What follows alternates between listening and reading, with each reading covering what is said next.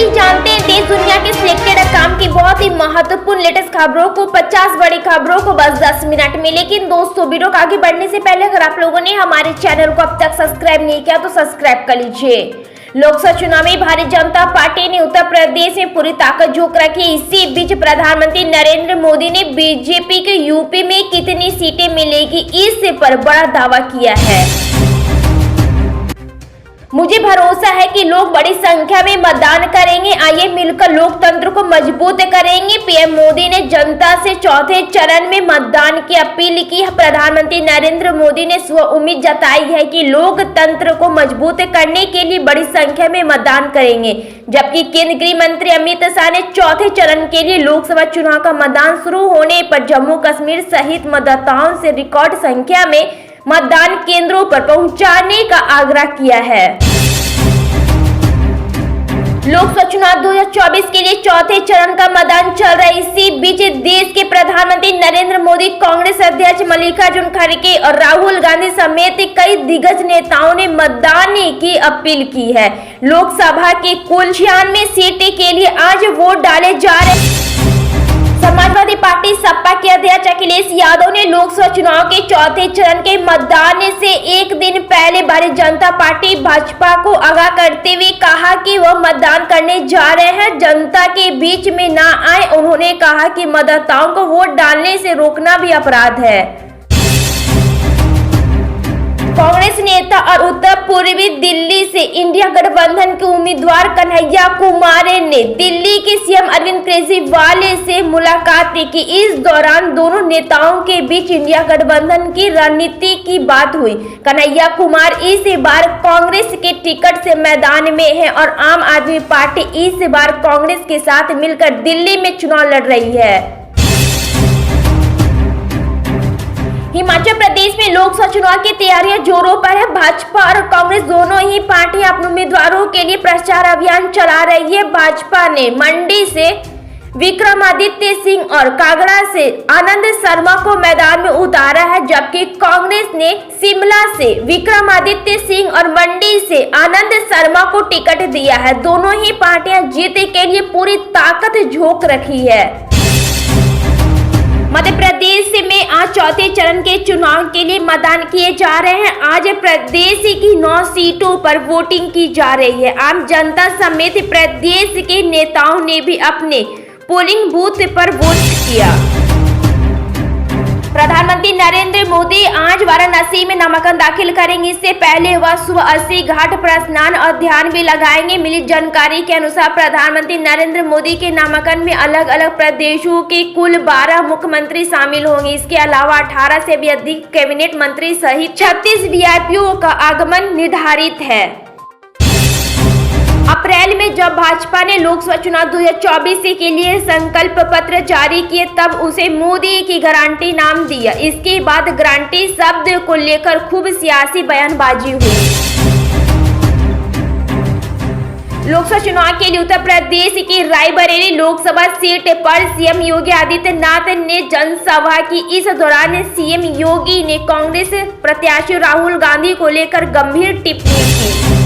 Home minister Amit Shah ने आम आदमी पार्टी की ओर से किए जा रहे कैंपेन केजरीवाल की गारंटी पर तंज कसा है। अमित शाह ने कहा कि मजे की बात देखिए कि जो पार्टी कुल 22 सीटों पर चुनाव लड़ रही है उसने पूरे देश के लोगों के लिए बिजली माफ करने का वादा कर दिया है। हिमाचल प्रदेश की मंडी संसदीय सीट से कंगना लगातार चुनाव प्रचार में डटी हुई है। कंगना ने कुल्लू जिला के बाजार विधानसभा में 4 चुनावी जनसभाओं को संबोधित किया। भजौड़ा में कंगना के पहुंचने पर स्थानीय लोग, भाजपा पदाधिकारियों और कार्यकर्ताओं ने भव्य स्वागत किया। बिहार की राजधानी पटना में पीएम नरेंद्र मोदी के रोड शो का भव्य आयोजित किया गया था, जिसमें हजारों की संख्या में लोग शामिल हुए। इस दौरान पीएम मोदी के साथ नीतीश कुमार भी पूरे रोड शो में नजर आए। वहीं प्रधानमंत्री नरेंद्र मोदी ने आरक्षण को लेकर आरजेडी चीफ लालू यादव पर जमकर निशाना साधा। राहुल गांधी के रायबरेली सीट से उतरने के बाद मुकाबला काफी ज्यादा रोचक हो गया है। बीजेपी अमेठी के बाद गांधी परिवार की मजबूत दुर्ग माने जाने वाली रायबरेली में जीत का परचम फहराने की कोशिश में है, लेकिन बीजेपी उम्मीदवार दिनेश प्रताप सिंह के लिए अपने ही पार्टी की टिकट टेंशन बनी हुई है। कांग्रेस की पूर्व अध्यक्ष सोनिया गांधी ने लोकसभा चुनाव के चौथे चरण के मतदान के बीच कहा कि उनकी पार्टी की ओर से महालक्ष्मी योजना के रूप में दी गई गारंटी से देश की महिलाओं को जिंदगी बदलने में मदद मिलेगी। उन्होंने एक संदेश में यह भी कहा कि महिलाओं की मेहनत और तपस्या के साथ न्याय करने के लिए कांग्रेस ने यह क्रांतिकारी कदम उठाया है। सोनिया गांधी ने कहा, स्वतंत्र की लड़ाई से लेकर आधुनिक भारत बनाने में महिला का बहुत बड़ा योगदान रहा है। प्रधानमंत्री नरेंद्र मोदी ने आज हाजीपुर के बाद मुजफ्फरपुर में एक सार्वजनिक सभा को संबोधित किया। इस दौरान उन्होंने कांग्रेस और इंडिया गठबंधन पर जोरदार हमला बोला।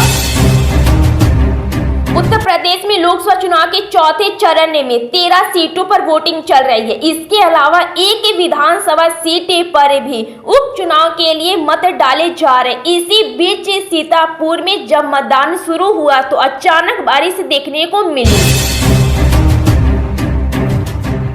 दिल्ली के मुख्यमंत्री अरविंद केजरीवाल को सुप्रीम कोर्ट से एक और बड़ी राहत मिली है। अरविंद केजरीवाल की दिल्ली का मुख्यमंत्री बने रहने के खिलाफ याचिका सुनने से सुप्रीम कोर्ट ने इनकार कर दिया। सुप्रीम कोर्ट ने इस याचिका पर सुनवाई करने से इनकार करते हुए कहा कि हम ऐसा नहीं कर सकते हैं। पश्चिम बंगाल की मुख्यमंत्री ममता बनर्जी ने प्रधानमंत्री नरेंद्र मोदी पर संदेश खाली के बारे में लगातार झूठ फैलाने का आरोप लगाते हुए सवाल किया कि वह राज्यपाल सीवी आनंद बोस के खिलाफ छेड़छाड़ के आरोपों पर चुप्पी क्यों साधे हुए हैं। भाजपा इस नैरेटिव को बदलने में लगी है, जिसमें कहा जा रहा है कि आदिवासी समुदाय के लोग हिंदू नहीं होते हैं। भाजपा के वरिष्ठ नेता और छत्तीसगढ़ के मुख्यमंत्री विष्णुदेव राय की बातों से इस बात का अंदाजा लगाया जा सकता है। लोकसभा चुनाव 2024 के चौथे फेज की वोटिंग के बीच राहुल गांधी जनसभा कर रहे हैं। उन्होंने उत्तर प्रदेश के रायबरेली में चुनाव प्रचार किया है। अपने संबोधन में रायबरेली चुनाव लड़ने की वजह बताई। कांग्रेस नेता प्रियंका गांधी ने विश्वास जताया है कि लोकसभा चुनाव का चौथा चरण इंडिया ब्लॉक के पक्ष में होगा। उन्होंने कहा कि देश का हर एक वोट संविधान और लोकतंत्र की रक्षा के लिए समर्पित है। उन्होंने मतदाताओं से अपील करते हुए कहा, लोग अपने घरों से बाहर आए और एक ऐसी सरकार बनाने के लिए मतदान करें जो उनके लिए बिना थके हुए काम करे। मैं अपने सभी भाइयों और बहनों से अपील करती हूं कि वे बड़ी संख्या में वोट करें और ऐसी सरकार बनाएं जो उनके सुख दुख के साथी हो। प्रधानमंत्री नरेंद्र मोदी ने बिहार के मुजफ्फरपुर में विशाल जनसभा को संबोधित करते हुए एक बार फिर इंडिया अलायंस पर जमकर निशाना साधा। उन्होंने अपने संबोधन की शुरुआत बाबा गरीब नाथ को प्रणाम करते हुए कहा कि ये देश का चुनाव है, हिंदुओं का भविष्य तय करने का चुनाव है। ये चुनाव देश का नेतृत्व चुनने का चुनाव है। भारतीय जनता पार्टी का पीओके को लेकर शुरुआत से स्पष्ट मत रहा है। केंद्रीय गृह मंत्री अमित शाह कई बार संसद में भी पीओके को लेकर हुंकार भर चुके हैं। अमित शाह ने फिर से एक बार कहा कि पीओके हमारा है।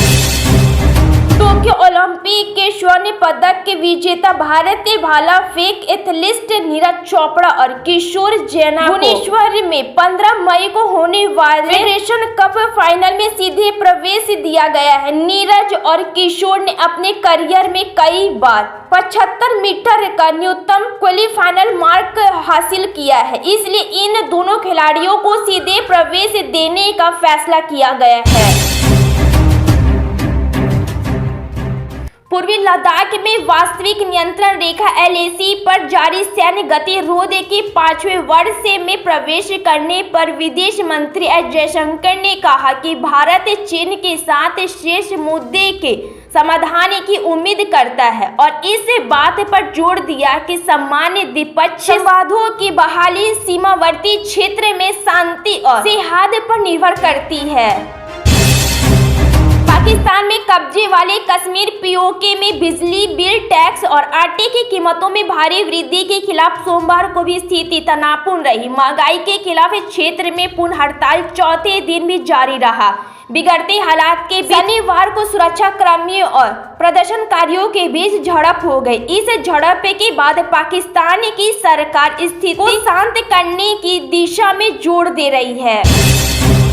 दिल्ली के मुख्यमंत्री अरविंद केजरीवाल अंतिम जमानत पर जेल से बाहर आ चुके हैं। सुप्रीम कोर्ट ने 10 मई को केजरीवाल को अंतिम जमानत देकर बड़ी राहत दी थी। ऐसे ही फिर आम आदमी पार्टी के राष्ट्रीय संयोजक के पक्ष में एक और फैसला आया है। प्रमुख चुनावी मुद्दे पर प्रधानमंत्री नरेंद्र मोदी के पक्ष सार्वजनिक बहस का नियंत्रण स्वीकार करने के बाद केंद्रीय मंत्री स्मृति ईरानी ने कांग्रेस नेता राहुल गांधी पर कटाक्ष किया। उन्होंने सवाल किया कि क्या राहुल गांधी इंडिया ब्लॉक के प्रधानमंत्री पद के उम्मीदवार है और क्या वह पीएम मोदी जैसे कद वाले व्यक्ति के साथ बहस कर सकते हैं। शरद पवार के नेतृत्व वाली एनसीपी, एससीपी और बीजेपी के बीच चल रहे तनाव पर कांग्रेस के वरिष्ठ नेता शशि थरूर का बयान सामने आया है। हाल ही में शरद पवार को पीएम मोदी ने बीजेपी के साथ आने का ऑफर दिया था। और हाँ दोस्तों, बड़ी खबरें मुख्य समाचार यहीं पे समाप्त होती है और आप लोग हमारे कमेंट सेक्शन में जरूर बताइए क्या सच में मोदी विपक्ष को जड़ से खत्म करना चाहती है। और हाँ दोस्तों, वीडियो को लाइक करके जाइएगा जरूर। हमारे वीडियो को अपने दोस्तों तक व्हाट्सएप और फेसबुक के जरिए हमारे वीडियो को जरूर शेयर कीजिए। मिलते इसी तरह की कल देश दुनिया की खबरों के साथ। धन्यवाद।